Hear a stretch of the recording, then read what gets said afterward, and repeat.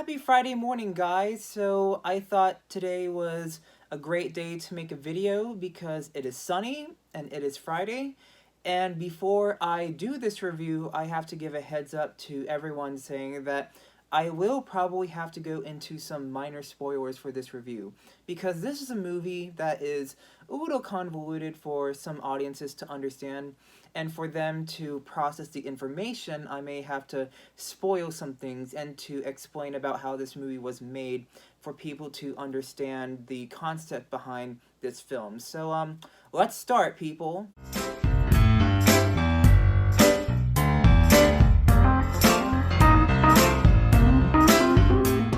Dr. Strangelove, or How I Learned to Stop Worrying and Love the Bomb, is a 1964 political satire directed by Stanley Kubrick, and it is based off the 1958 novel Red Alert by Peter George. So this movie stars actors such as Peter Sellars and George C. Scott.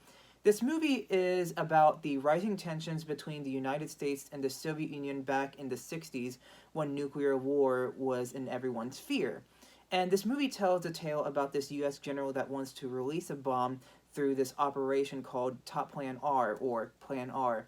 And as they are discussing the possibility of releasing this bomb, all of these politicians and generals that meet in the war room get very frightened, and because of how it could lead to the possibility of an actual nuclear war happening. And as these politicians and war generals argue, the tensions begin to rise. Debates are heated, everyone cannot agree on everything, until a mysterious German scientist named Dr. Strangelove appears and tells them the outcome of what nuclear war can actually do to the entire population of the Earth. Dr. Strangelove is truly an amazingly well-made movie from the 60s. I love how Kubrick made this movie. Everything from the writing, the cinematography, the acting, and the staging, and the sets. This movie excels in almost everything.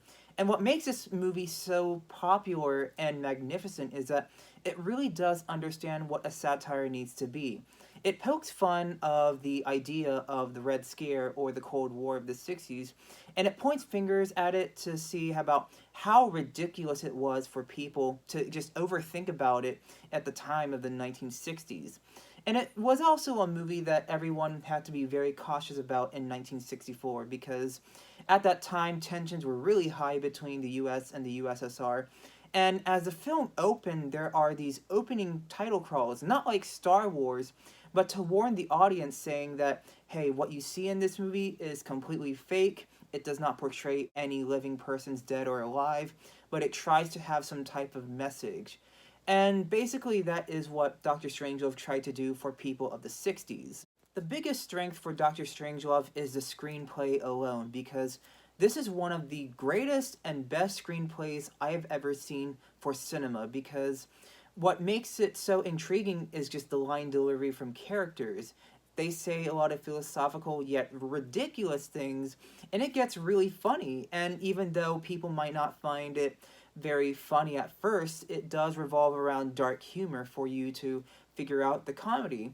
And what I also appreciate from Dr. Strangelove is that there is no protagonist or antagonist for this movie. This movie just wants the audience to be a witness to all of these politicians and war generals arguing amongst one another to see how they are processing the chaos and madness of the 60s, and as they argue about the possibility of war. And films like that I really appreciate a lot more because it doesn't try to be biased. It just tries to let the audience see what's happening and for them to be at the moment with these characters. The comedy comes from the line delivery of characters, and it is just so funny. Not only does it come from line delivery or the ridiculous lines of, "Gentlemen, no fighting, this is a war room!" It also comes from the characterization of some of the characters whenever you see a war general smoking a cigar, satirizing the position of a war general in war, or when you see politicians just sitting down and arguing. It basically just tries to make fun or poke fun of their positions in society or in government. The performances alone are also worth praising. George C. Scott as the war general is some of the best casting I have ever seen. But the best actor in this movie, in my opinion, is Peter Sellers because he gave out so much effort while making this movie. He plays three roles. He plays a captain, and then the President of the United States, and then he plays Dr. Strangelove. So he was offered, I believe, a contract by Columbia Pictures to play four characters, and he only signed for three. And he decided to sign for three because he thought that playing four would overwhelm him. And when he played these three characters, he literally steals the show. He disappears in every single role, and he is able to, change characters every once in a while. And for someone like Peter Sellers, that is just complete talent. And probably my favorite of his was probably when he played Dr. Strangelove because he had to be in a wheelchair. He had this weird German, Austrian accent.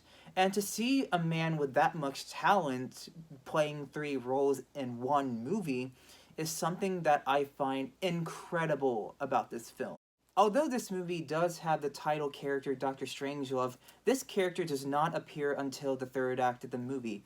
And this is where I have to probably go into spoilers. So, throughout the first and second act of the movie, people are preparing for the likelihood of nuclear war. The general decides to order the top secret Plan R in order to release the bomb. And then when you go into the first and second acts, you see these politicians and war generals arguing in the war room about whether or not this is a beneficial thing or something that will cause the extinction of humanity. And when the third act comes, that is when Dr. Strangelove appears, portrayed by Peter Sellers. And I believe he is considered to be this type of solution to all of these problems because his character is supposed to be this scientist genius that knows about what will be the outcome if this type of conflict were to persevere and happen among the world and the globe. And when he says all these solutions, he makes all these ratios of, fertility rate or reproduction, or even to the point where it discusses about shelter or bomb sheltering. And that's just something I wanted to make clear for viewers who watch this movie. Some people will probably ask me if Dr. Strangelove can hold up today, and I would say, yes, it definitely holds up today. Not only does it revolve around the Cold War propaganda stuff, but it has a message about how we respond to fear and panic in our society. Whenever we read, disturbing headlines from the news, or when we respond to what politicians say about diplomatic solutions, and how everyone just panics, kind of like with the Joker when he says everybody loses their minds. This movie basically satirizes about how we respond to those emotions and what we do with them. And when we argue, how everything becomes very convoluted and ridiculous.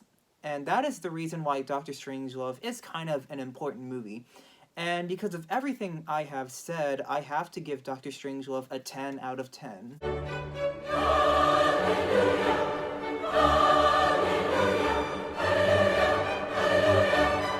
Just a little fun fact for this movie, this was supposed to end with a pie fight happening among the war room.